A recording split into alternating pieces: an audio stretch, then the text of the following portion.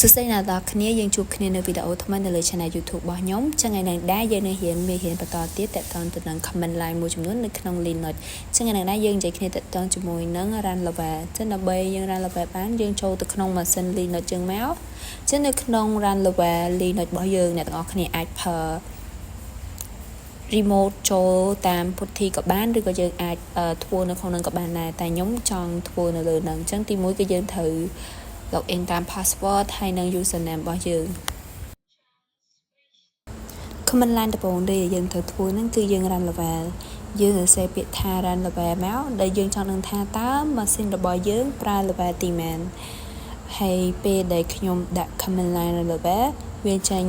N3 ចាំន័យថាម៉ាស៊ីនរបស់ខ្ញុំកំពុងតែប្រើនៅក្នុង run level N3 ចឹងនៅក្នុង run level មានច្រើនមានទាំង init level ពី0រហូតទៅដល់ level 6ចឹងនៅក្នុង run level របស់យើងតើតើ init level 6ហើយនិង level 0មានន័យថាយើង reboot computer ចឹងយើងអត់ប្រើ run level 0ហើយនិង2ទេបើយើង0និង2ដូចខ្ញុំបានដាក់មិញអញ្ចឹងវានឹង reboot computer យើងនឹងបិទចុះឡើងបែបហ្នឹងអញ្ចឹងវាបិទហើយខ្ញុំត្រូវការបើកម៉ាស៊ីនខ្ញុំសារថ្មីអញ្ចឹងយើងចាំតិចទៅដើម្បីម៉ាស៊ីនបើកសារថ្មីហើយយើងទៅ run level តទៀតអញ្ចឹងយើងចូលម៉ាស៊ីនយើងម្ដងទៀតអញ្ចឹងខ្ញុំ login ជា user root ទៅដែរហើយខ្ញុំវាបញ្ចូល password ដែលខ្ញុំបាន set ឲ្យចឹងបន្តទៀតខ្ញុំ run level មើលម៉ាស៊ីនយើងតើយើងកំពុងប្រើ run level N-man អញ្ចឹងវាមានន័យថាយើងប្រើ N3 ទៅដែរបន្តទៀតដូចយើងដែរអញ្ចឹងដូចមិញខ្ញុំប្រើ init 0មានន័យថាយើង reboot computer អញ្ចឹងយើងអាចប្រើ init 3ហើយនឹង5ដែលយើងអាចប្រើ run level យើងបានអញ្ចឹង run level របស់យើងមានពីលេខ0រហូតដល់លេខ1អញ្ចឹងខ្ញុំនឹងដាក់ command line run level ពីលេខពីមិញយើង0ហើយអញ្ចឹងយើងលេខ2លេខ3រហូតទៅដល់លេខ6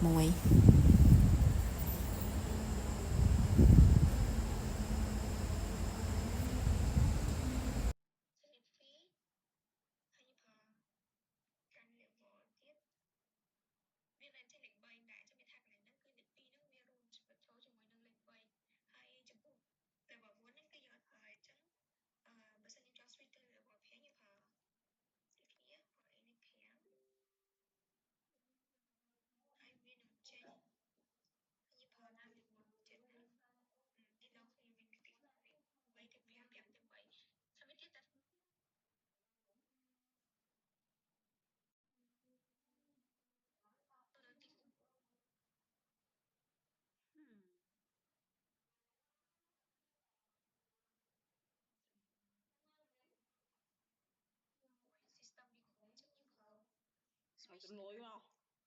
怎么用？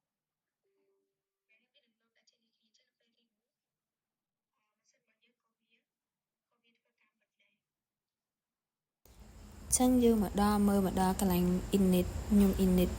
ទៅកាន់លេខ6អញ្ចឹងពេលដែលខ្ញុំ init ទៅកាន់លេខ6ទៅយើងវានឹង reboot computer បែបហ្នឹងចាំន័យថាពេលដែលយើង init លេខ0និងលេខ6មានថា computer យើង reboot បើកចុះឡើងរហូតចឹងយើង login ចូលទៅក្នុងម៉ាស៊ីនរបស់យើងម្ដងទៀតយើង login ចូលទៅតែមកខ្ញុំជា user root ហើយនិង passwordចឹងកន្លែងនេះខ្ញុំដាក់ password ខុសចឹងខ្ញុំត្រូវការបញ្ចូលមកសារថ្មីអញ្ចឹងមេរៀនបន្ទាប់របស់យើងគឺយើងត្រូវការដឹងថាដើម្បី switch ពី init 5ទៅជា init 3ឬក៏ init 3ទៅ init 1អញ្ចឹងយើងត្រូវប្រើ command line មួយចំនួនចឹងនៅក្នុងនេះដែរបើសិនយើងចង់ដឹងថាតើយើងកំពុងតែប្រើ run level init 5 6ហ្នឹងតើយើងស្ថិតនៅក្នុង multi user ឬក៏យ៉ាងណាអញ្ចឹងយើងប្រើ command control get default ដើម្បីមើលថាយើងកំពុងប្រើអីហើយបើសិនយើងចង់ switch ពី init 5ឬទៅជា init 3ឬក៏ init 3ទៅជា init 5ហ្នឹងគឺយើងប្រើ command line មួយយើងប្រើ command line control system run level ឧទាហរណ៍យើងចង់ទៅ level 3ឬក៏ level 5យើងដាក់ run level 3 level 5ហើយដល់ target នឹងយើងនឹងទទួលបាន ទៅកាន់ជាមួយទៅកាន់ run level init របស់យើងអញ្ចឹងពួកយើងអាចមើលបាន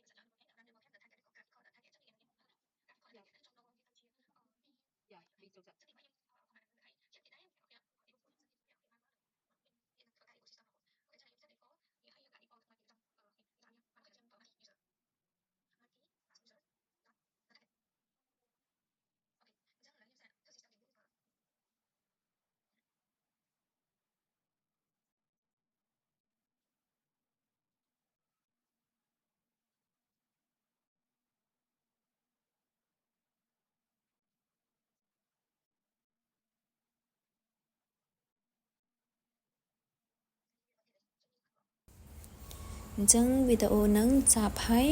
បើសិនអ្នកទាំងអស់គ្នាមានចំណុចអ្នកទាំងអស់គ្នាអាច comment នៅខាងក្រោមវីដេអូខ្ញុំបានអញ្ចឹងពេលដែលយើង switch អីហើយអស់អញ្ចឹងខ្ញុំអាចshut down ម៉ាស៊ីនខ្ញុំបានអញ្ចឹងយើងអាចប្រើតាម comment ដែលយើងប្រាប់ហ្នឹងគឺ init លេខ6ឬក៏លេខ